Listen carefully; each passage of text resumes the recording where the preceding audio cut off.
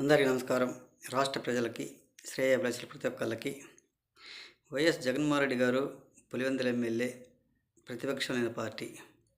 జగన్ గారు, నందిగామ సురేషు, ఇక మిగతా వాళ్ళందరూ కూడా మీ పార్టీ వాళ్ళే, మీ బాధితులే వాళ్ళందరూ కూడా. జగన్ గారు, నువ్వు ఉన్నావన్న ఆవేదనతో, మీరు అధికారం ఉన్నారన్న ఆవేశంతో చాలా వరకు మీ వైసీపీ వాళ్ళు రెచ్చిపోయారు. మరి ఇతరులని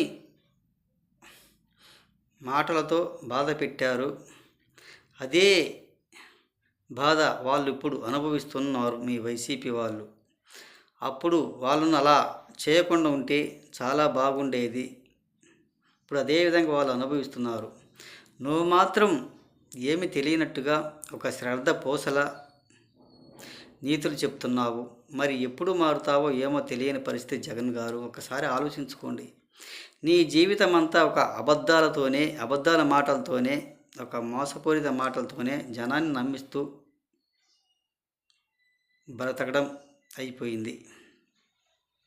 ఒక్కసారి తెలుసుకోండి. ఇలా అబద్ధాల మాటలు మాట్లాడుకుంటూ ఎలా చేస్తారు, ఏ విధంగా చేస్తారు ఒక్కసారి చెప్పండి. నువ్వు మనిషిలా, ఒక మగాడిలా మారాలి, బ్రతకడం నేర్చుకోవాలి. జగన్ గారు, నువ్వు నీతులు చెప్తూ ఉంటే దెయ్యాలు వేదాలు వర్లిస్తున్నట్టుగా ఉన్నాయి. ఒక్కసారి తెలుసుకోండి. నిజాయితీగా మాట్లాడడం నేర్చుకోండి.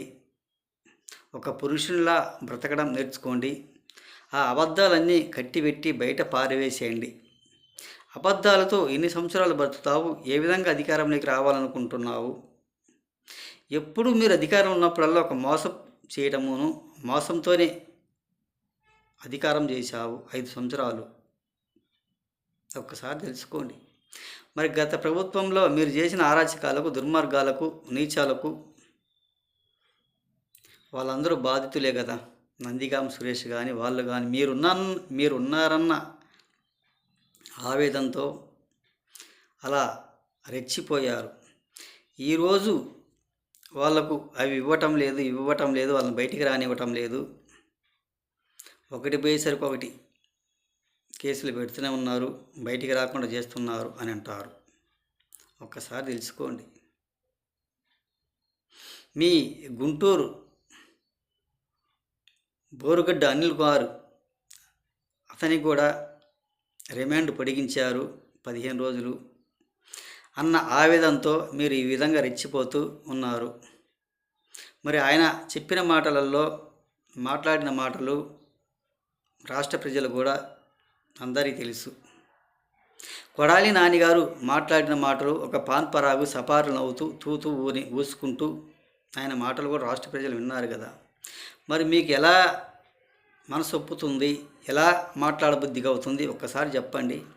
వాళ్ళందరూ కూడా మీరు ప్రభుత్వం అధికారం ఉన్నప్పుడు వాగిన వాగుళ్లకు, మాట్లాడిన మాటలకు సరైన పంతన కాకుండా మీరు మాట్లాడారు. ఈరోజు అలా బాధపడితే ఎలా ఉంటుంది ఒక్కసారి చెప్పండి రాష్ట్ర ప్రజలకు. అది చాలా బాధగా ఉంటుంది కదా. మీకు బాధ లేకపోయినా రాష్ట్ర ప్రజలకు, అప్పుడు ప్రతిపక్షంలో ఉన్న తెలుగుదేశం పార్టీ వాళ్ళకి చాలా బాధగానే ఉంటుంది. ఆ రోజు అలా చేయకుంటే ఈరోజు ఇంత ఉండేది కాదు కదా. మీరేమో నీతులు చెప్తూ ఉంటారు జనాలు మెప్పించడానికి, జనాలేమో ఆయన అధికారం అంతా అందరికీ తెలిసిందే కదా, ఆయన ఆరాచకాలన్నీ అందరికీ తెలిసిందే కదా అని జనాలు కూడా అంటారు.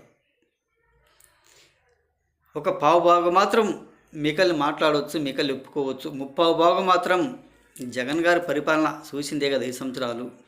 ఎందుకు ఈ విధంగా మాటలు మాట్లాడుతున్నారు అని జనాలు కూడా చాలా వరకు అనుకుంటున్నారు. ఒక్కసారి తెలుసుకోండి.